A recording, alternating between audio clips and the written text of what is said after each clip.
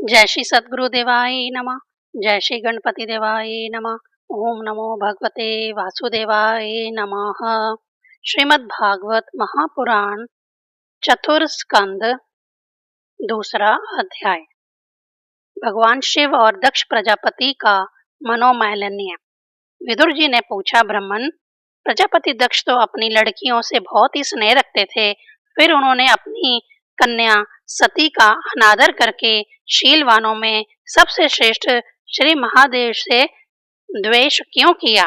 महादेव जी भी चराचर के गुरु, वैर रहित शांत मूर्ति, आत्मा राम और जगत के परम आराध्य देव हैं। उनसे भला कोई क्यों वैर करेगा? भगवान, उन ससुर और दामाद में इतना विद्वेष कैसे हो गया, जिसके कारण सती ने अपने दुष्ट से प्राणों तक की बलि दे दी? यह आप मुझसे कहिए। श्री मैत्रेय जी ने कहा, विदुर जी, पहले एक बार प्रजापतियों के यज्ञ में सब बड़े बड़े ऋषि, देवता, मुनि और अग्नि आदि अपने अपने अनुयायियों के सहित एकत्रित हुए थे। उसी समय प्रजापति दक्ष ने भी उस सभा में प्रवेश किया। वे अपने तेज से सूर्य के समान प्रकाशमान थे और उस विशाल सभा भवन का अंधकार दूर किए देते थे। उन्हें आया हुआ देख के ब्रह्मा जी और महादेव जी के अतिरिक्त अग्नि पर्यंत सभी सभासद उनके तेज से प्रभावित होकर अपने अपने आसनों से उठकर खड़े हो गए। इस प्रकार समस्त सभासदों से भली भांति सम्मान प्राप्त करके तेजस्वी दक्ष जगत पिता ब्रह्मा जी को प्रणाम कर उनकी आज्ञा से अपने आसन पर बैठ गए।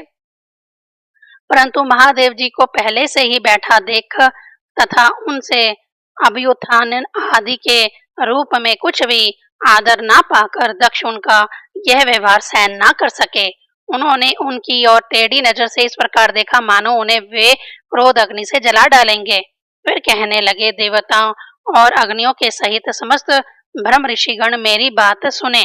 मैं नासमझी या द्वेषवश नहीं कहता, बल्कि शिष्टाचार की बात कहता हूँ। यह निर्लज्ज महादेव समस्त लोकपालों की पवित्र कीर्ति में को धूल में मिला रहा है। देखिए, इस घमंडी ने सत्पुरुषों के आचरण को लज्जित एवं मड़ियामेट कर दिया है।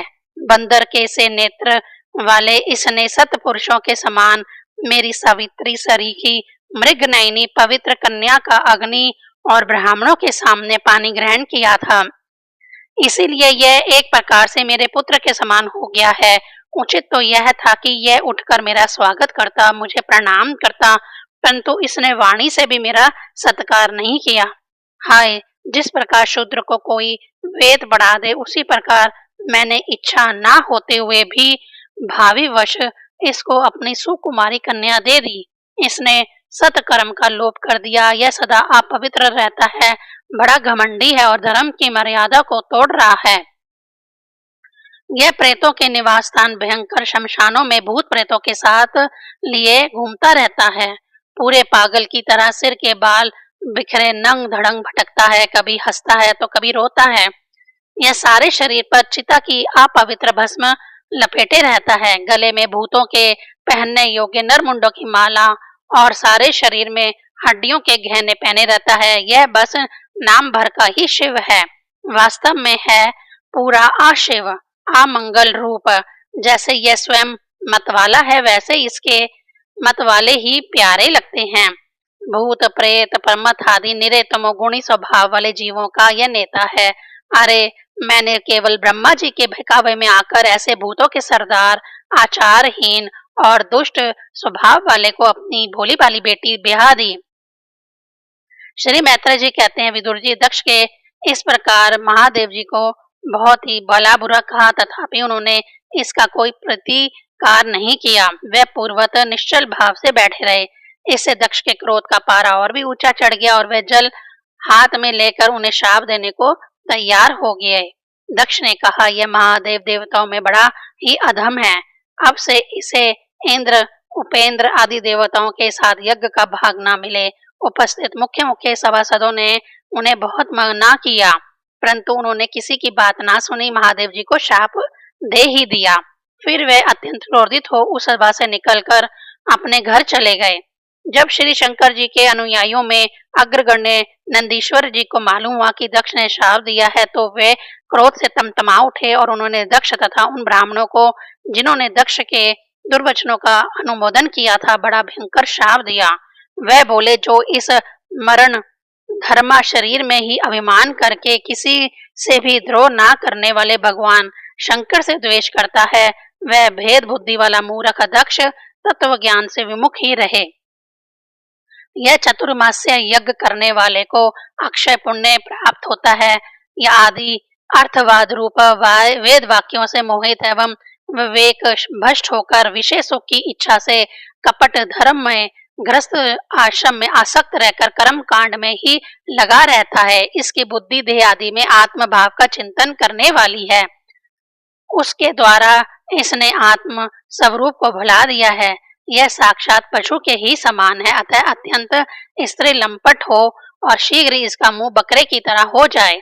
यह मूर्ख कर्ममय अविद्या को ही विद्या समझता है। इसीलिए यह और जो लोग भगवान शंकर का अपमान करने वाले इस दुष्ट के पीछे पीछे चलने वाले हैं, वह सभी जन्म मरण रूप संसार चक्र में पड़े रहे। वेदवाणी रूप लता फल श्रुति रूप पुष्पों से सुशोभित है। उसके कर्म फल रूप मनमोहक गंध से इनके चित्त शुद्ध हो रहे हैं। इससे ये शंकर द्रोही कर्मों के जाल में ही फंसे रहे। यह ब्राह्मण लोग बक्षे अबक्षे के विचार को छोड़कर केवल पेट पालने के लिए ही विद्या तप और व्रत आदि का आश्रय लें तथा धन शरीर और इंद्रियों के सुख को ही सुख मानकर उन्हीं के गुलाम बनकर दुनिया में भीख मांगते भटका करें। नंदीश्वर के मुख से इस प्रकार ब्राह्मण कुल के लिए शाप सुनकर उसके बदले में भृगु जी ने यह दुस्तर शाप रूप ब्रह्मदंड दिया। जो लोग शिव भक्त हैं तथा जो उन भक्तों के अनुयायी हैं, वे सत्य शास्त्रों के विरुद्ध आचरण करने वाले और पखंडी हों। जो लोग शोचाचार वहीन मंद बुद्धि तथा जटा राख और हड्डियों को धारण करने वाले हैं, वे ही शैव संप्रदाय में दीक्षित हों, जिसमें सुरा और आसव ही देवताओं के समान आदरणीय हैं। अरे तुम लोग जो धर्म मर्यादा के संस्थापक एवं वर्ण श्रमियों के रक्षक वेद और ब्राह्मणों की निंदा करते हो, इससे मालूम होता है तुमने पखंड का आश्रय ले रखा है। यह वेद मार्ग ही लोगों के लिए कल्याणकारी और सनातन मार्ग है। पूर्व पुरुष इसी पे चलते आए हैं और इसके मूल साक्षात श्री विष्णु भगवान हैं। तुम लोग सत्पुरुषों के परम पवित्र और सनातन मार्ग स्वरूप वेद की निंदा करते हो, इसलिए उस पाखंड मार्ग में जाओ जिसमें भूतों के सरदार तुम्हारे इष्ट देव निवास करते हैं। श्री मैत्रेय जी कहते हैं, विदुर जी, भृगु ऋषि के इस प्रकार शाप देने पर भगवान शंकर कुछ खिन्न से हो वहां से अपने अनुयायियों सहित चल दिए। वहां प्रजापति लोग जो यज्ञ कर रहे थे, उसमें पुरुषोत्तम श्री हरि ही उपास्य देव थे और वह यज्ञ 1000 वर्ष में समाप्त होने वाला था। उसे समाप्त कर उन प्रजापतियों ने श्री गंगा यमुना के संगम में यज्ञांत स्नान किया और फिर प्रसन्न मन से वे अपने अपने स्थानों को चले गए। दूसरा अध्याय संपूर्ण।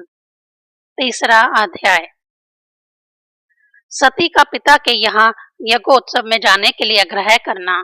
श्री मैत्रेय जी कहते हैं, विदुर जी, इस प्रकार उन ससुर और दामाद को आपस में वैर विरोध रखते हुए बहुत अधिक समय निकल गया। इसी समय ब्रह्मा जी ने दक्ष को समस्त प्रजापतियों का अधिपति बना दिया। इससे उसका गौरव और भी बढ़ गया। उसने भगवान शंकर आदि ब्रह्मनिष्ठों को यज्ञ भाग न देकर उनका तिरस्कार करते हुए पहले तो वाजपेयी यज्ञ किया और फिर बृहस्पति सव नामक महायज्ञ आरंभ किया।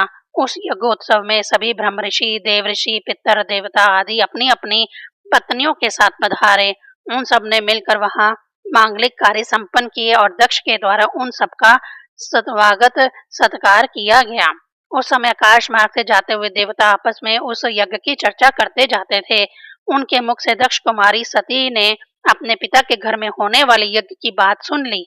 उन्होंने देखा कि हमारे निवास स्थान कैलाश के पास से होकर सब ओर से चंचल नेत्रों वाली गंधर्व और यक्षों की स्त्रियां चमकीले कुंडल और हार पहने खूब सज धज कर अपने अपने पतियों के साथ विमानों पर बैठी उस यज्ञोत्सव में जा रही हैं। इससे उन्हें भी बड़ी उत्सुकता हुई और उन्होंने अपने पति भगवान भूतनाथ से कहा। सती ने कहा, वामदेव, सुना है इस समय आपके ससुर दक्ष प्रजापति के यहाँ बड़ा भारी यज्ञोत्सव हो रहा है। देखिए ये सब देवता वहीं जा रहे हैं, यदि आपकी इच्छा हो तो हम भी चलें। इस समय अपने आत्मनियोग से मिलने के लिए मेरी बहनें भी अपने अपने पतियों के साथ वहां अवश्य आएंगी। मैं भी चाहती हूँ कि आपके साथ वहां जाकर माता पिता के दिए हुए गहने कपड़े आदि उपहार स्वीकार करूं। वहां अपने पतियों से संबंधित बहनों, मौसियों और स्नेहर्द हृदया जननी को देखने के लिए मेरा मन बहुत दिनों से उत्सुक है। कल्याणमयी इसके सिवा वहां महर्षियों का रचा हुआ श्रेष्ठ यज्ञ भी देखने को मिलेगा। आजन्मा प्रभु, आप जगत की उत्पत्ति के हेतु हैं। आपकी माया से रचा हुआ यह परम आश्चर्यमय त्रिगुणात्मक जगत आप ही में भास रहा है, किंतु मैं तो स्त्री स्वभाव होने के कारण आपके तत्व से अनभिज्ञ और बहुत दीन हूँ। इसलिए इस समय अपनी जन्म भूमि देखने को बहुत उत्सुक हो रही हूँ। जन्म रहित नीलकंठ देखिए, इनमें कितनी ही स्त्रियां तो ऐसी हैं जिनका दक्ष से कोई संबंध भी नहीं है, फिर भी वे अपने अपने पतियों के सहित खूब सज धज कर झुंड की झुंड वहां जा रही हैं। वहां जाने वाली इन देवांगनाओं के राजहंस के समान श्वेत विमानों से आकाश मंडल कैसा सुशोभित हो रहा है। सूर्यश्रेष्ठ ऐसी अवस्था में अपने पिता के यहाँ उत्सव का समाचार पाकर उसकी बेटी का शरीर उसमें सम्मिलित होने के लिए क्यों न छटपटाएगा। पति, गुरु और माता पिता आदि सुहृदों के यहाँ तो बिना बुलाए भी जा सकते हैं। अतः देव, आप मुझ पर प्रसन्न हो। आपको मेरी यह इच्छा अवश्य पूर्ण करनी चाहिए। आप बड़े करुणामय हैं, तभी तो परम ज्ञानी होकर भी आपने मुझे अपने आधे अंग में स्नान दिया है। अब मेरी इस याचना पर ध्यान देकर मुझे अनुग्रहित कीजिए। श्री मैत्रेय जी कहते हैं, प्रिया सती जी ने इस प्रकार प्रार्थना करने पर अपने आत्मनियों का प्रिय करने वाले भगवान शंकर को दक्ष प्रजापति के उन मर्म भेदी दुर्वचन रूप बाणों का स्मरण हो आया जो उन्होंने समस्त प्रजापतियों के सामने कहे थे। तब वह हंसकर बोले, भगवान शंकर ने कहा, सुंदरी, तुमने जो कहा कि अपने बंधुजन के यहाँ बिना बुलाए भी जा सकते हैं, सो तो ठीक ही है, किंतु ऐसा तभी करना चाहिए जब उनकी दृष्टि अतिशय प्रबल दे अभिमान से उत्पन्न हुए मद और क्रोध के कारण द्वेष दोष से युक्त ना हो गई हो। विद्या, तप, धन, सुदृढ़ शरीर, युवा अवस्था और उच्च कुल, ये 6 सत्पुरुषों के तो गुण हैं, परंतु नीच पुरुषों में ये ही अवगुण हो जाते हैं, क्योंकि इनसे उनका अभिमान बढ़ जाता है और दृष्टि दोष युक्त हो जाती है एवं विवेक शक्ति नष्ट हो जाती है। इसी कारण वे महापुरुषों का प्रभाव नहीं देख पाते। इसी से जो अपने यहाँ आए हुए पुरुषों को कुटिल बुद्धि से भो चढ़ाकर रोष भरी दृष्टि से देखते हैं, उन अव्यवस्थित चित्त लोगों के यहाँ ये हमारे बांधव हैं, ऐसा समझकर कभी नहीं जाना चाहिए। देवी, शत्रुओं के बाणों से बिंध जाने पर भी ऐसी व्यथा नहीं होती जैसी अपने कुटिल बुद्धि स्वजनों के कुटिल वचनों से होती है, क्योंकि बाणों से शरीर छिन्न भिन्न हो जाने पर तो जैसे तैसे निद्रा आ जाती है, किंतु कुवाक्यों से मर्म स्थान विरुद्ध हो जाने पर तो मनुष्य हृदय की पीड़ा से दिन रात बेचैन रहता है। सुंदरी, अवश्य ही मैं यह जानता हूँ कि तुम परम उन्नति को प्राप्त हुए दक्ष प्रजापति को अपनी कन्याओं में सबसे अधिक प्रिय हो, तथापि मेरी आश्रिता होने के कारण तुम्हें अपने पिता से मान नहीं मिलेगा, क्योंकि वे मुझसे बहुत जलते हैं। जीव की चित्तवृत्ति के साक्षी अहंकार शून्य महापुरुषों की समृद्धि को देखकर जिसके हृदय में संताप और इंद्रियों में व्यथा होती है, वह पुरुष उसके पद को तो सुगमता से प्राप्त कर नहीं सकता। बस दैत्यगण जैसे श्री हरि से द्वेष मानते हैं, वैसे ही उनसे कुड़ता रहता है। सुमध में तुम कह सकती हो कि आपने प्रजापतियों की सभा में उनका आदर क्यों नहीं किया। सो ये सन्मुख जाना, नम्रता दिखाना, प्रणाम करना आदि क्रियाएं जो लोक व्यवहार में परस्पर की जाती हैं, तत्वज्ञानियों के द्वारा बहुत अच्छे ढंग से की जाती हैं। वह अंतर्यामी रूप से सबके अंतःकरण में स्थित परम पुरुष वासुदेव को ही प्रणाम आदि करते हैं, ध्येय अभिमानी पुरुष को नहीं करते। विशुद्ध अंतःकरण का नाम ही वासुदेव है, क्योंकि उसी में भगवान वासुदेव का आप परोक्ष अनुभव होता है।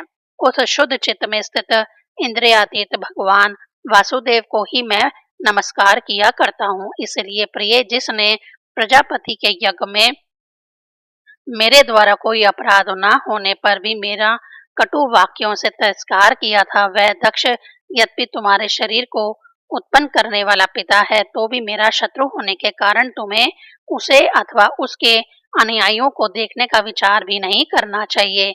यदि तुम मेरी बात ना मानकर वहां जाओगी तो तुम्हारे लिए अच्छा ना होगा, क्योंकि जब किसी प्रतिष्ठित व्यक्ति का अपने आत्मीयजनों के द्वारा अपमान होता है तब वह तत्काल उनकी मृत्यु का कारण हो जाता है। तीसरा अध्याय संपूर्ण। ओम नमो भगवते वासुदेवाय नमः।